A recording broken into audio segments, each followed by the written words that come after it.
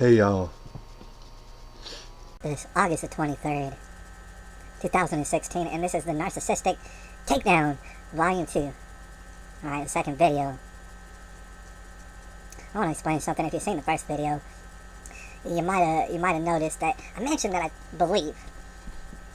And I gotta add that it's hard for me to tell, but I believe that my wife / ex-wife might be a narcissist or experiencing narcissistic tendencies. Now, I don't throw that out there lightly, right? Because I find that this is a very important, crucial topic amongst the tribulation and whatever it is we're experiencing in this country. Narcissism. My thing is she might be experiencing that, the narcissistic tendencies, because here's the thing. She had been abused, like many people. Like so many people out there, by adults in their childhood, who were narcissists themselves. Just narcissists all over the place. Just narcissists running rampant in their childhood. And these are the people they learn from, so they picked up narcissistic tendencies. Now, I tend to think that you could turn that around. There's a man called Jesus, and you already know who he is. Just dive into him. But here's the thing. On a more practical standpoint, I think you can reverse that simply by knowing what it is that narcissists do. Like, what are their behaviors? Right? What are their patterns? What are their MOs? Right? Once you get to know that, well, then you know just what you want to do with them, probably. All right? Probably help them. Right? Reverse their life around. All these narcissists. Right? Let me tell you something. About 2 years ago, I had no idea I was autistic. All right? No idea. Now it's pretty dang obvious. All right? But anyways, you can go like back. Oh, when I started this channel, it was pretty crazy. It seemed pretty crazy. It really did. Not there. You can go back with his thing. I stand behind everything that I said back then when I was sounding kind of crazy. I didn't know I was autistic, and then I realized it. It took a lot of time to turn some of those bad qualities around. Right? But once I started realizing what autism entails, and all sort of symptomatic type things you might have to deal with, I was able to turn certain ones of them around. And I feel much better about it. I feel real good about it. Alright, so that being said, I got the idea that maybe, and this is just a guess, this is not me saying that this is absolute truth, but my only guess could be this. That my wife, at the time, she got afflicted. She'd been afflicted with narcissism, narcissistic tendencies. Alright, that's the only thing that I could really think of. And believe me, it's been about 2 years. It's a long time to think. Alright, I just barely came up with this. I just barely started to understand this because people started to tip me off to that kind of behavior. And I started realizing, well, I've seen all these things. I didn't know what to call it at the time. But I've seen a lot of these things, a lot of these tendencies I've seen. That people are talking about, when they're diving. And they dive very far. I mean, people have really observed narcissism and the narcissistic tendencies, alright? So the thing is, I was looking more into it. I want to become more educated on how people get abused by narcissistic people. And those people, they can't help but kind of have narcissistic tendencies, alright, until they learn to overcome them. Alright, so anyways, I was diving into a webpage to see what it would tell me about stuff. Alright, I went to this webpage. I left a link down there at the bottom. Alright, you can go to it too if you want to. It's an author, her name is Bree Monche. I don't know how to say it, but it's Bree Monche from LCSW. It's titled The Four Most Common Narcissistic Triangulation Tactics, alright, by Bree Monche. And she talks about, the fact that narcissists create narcissists in the home and stuff, and they just cause dysfunction, right? She mentions this kind of stuff. And she mentions that they have methods, usually.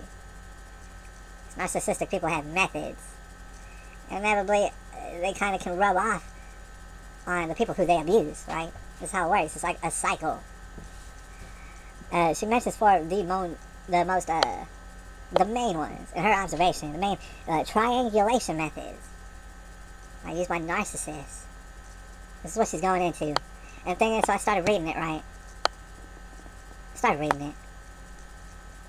really started ringing bells. Here, let's just dive into the first ones. Killing two birds with one stone. She's going to explain to you a triangulation method used by narcissistic people. In order to kind of, get people jealous over them, alright? Or, just kind of imply, dang, other people might want me. And we're talking about a personal relationship here now. Because this is what most people have to look for narcissists in their lives. Just know if you're not getting a romantic relationship, I guess, basically with one, and if you are, know the telltale signs so you can go ahead and turn this around. But that's method number one, is killing two birds with one stone. And the thing is, it's like, man, back when it was happening to myself, I didn't know what to call it. I had no idea what was going on, really. Right? But it's weird. Sometimes I was told, this and that, and the other person's been looking at me, and they say I look good and stuff, and it just always seemed inappropriate. At the time when I was listening to it, I didn't know what to call it. Right? Bree goes ahead and she calls that killing two birds with one stone. Maybe y'all might have experienced that before. You didn't know what to call it. But according to Bree, that would be killing two birds with one stone, and then you go on further. And it's a triangulation process where it's called recruiting reinforcements. Right? It's basically you're going behind people's backs and, saying bad things about them, right? And you're getting people all riled up against this person. Maybe they don't even know that person. Maybe they only even know them a little bit. But what you do for recruiting reinforcements, you get people all mad, right? At your romantic partner, all behind their back. And the thing is, I gotta say, I've seen this really because honestly, I have no idea how certain things would happen to me, to be honest. I've been approached at my own workplace and just mean mugged by people. I didn't know what to do about it. I had no idea. These are my wife's co-workers and friends and stuff. Just looked at very much like I was Hitler or something like that. And talked to a certain kind of way. And I had no idea why. Me and my wife just got separated. And I didn't know why, really. But then all sort of people started looking at me crazy. A lot of people just stopped talking to me in general. And, I didn't know what to call it. Right? Bree, she calls that recruiting reinforcement. I don't know, y'all might have seen that out there before. Method number 3 is called splitting.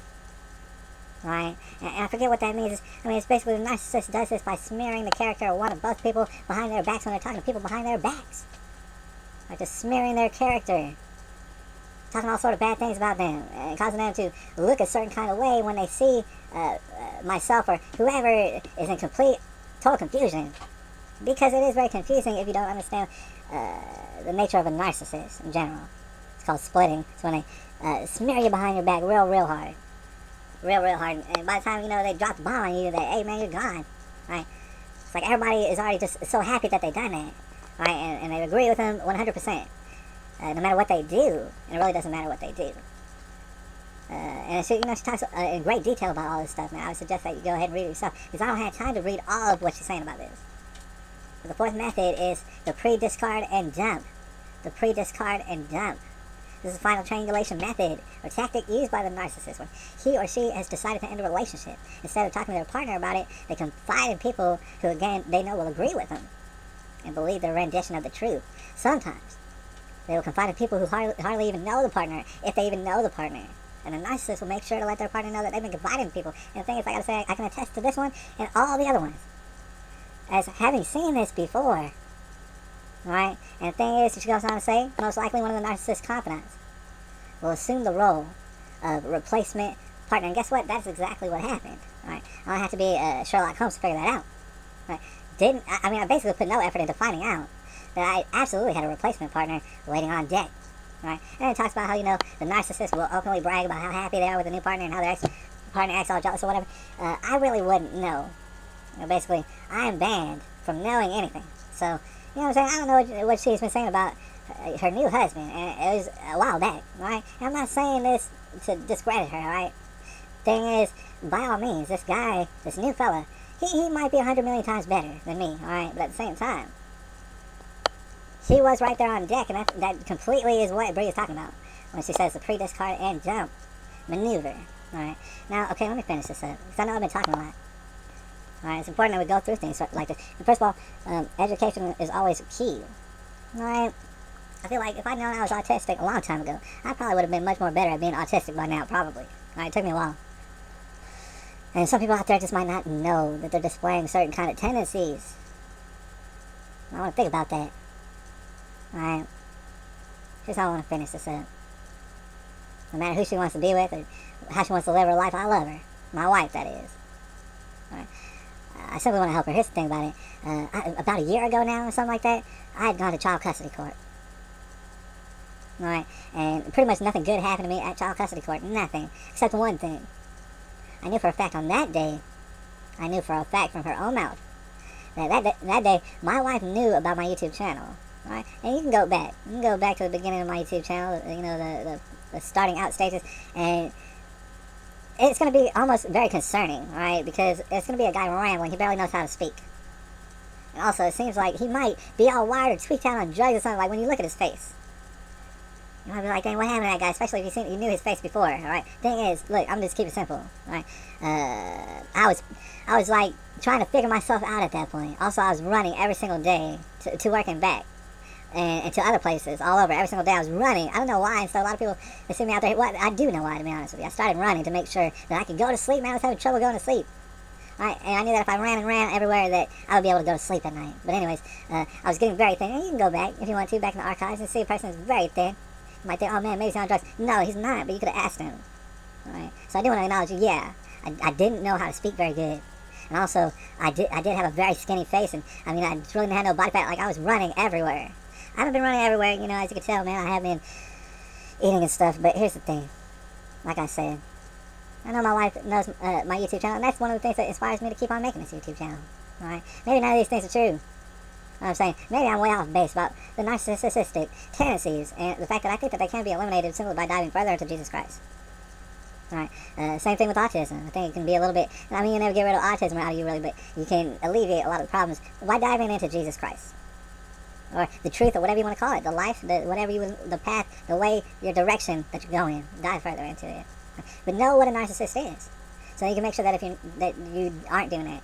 If you aren't doing that, and if someone thinks that you're doing that, you can explain to them why you're not doing that. Anyway, it's all about healing and stuff. We're living in the tribulation. I know that sounds crazy when I say that, but we're living in the tribulation, and I'm talking about healing and stuff and getting better. And we have to recognize what the problem is before we fix the problem. All right? It's August the 23rd, 2016.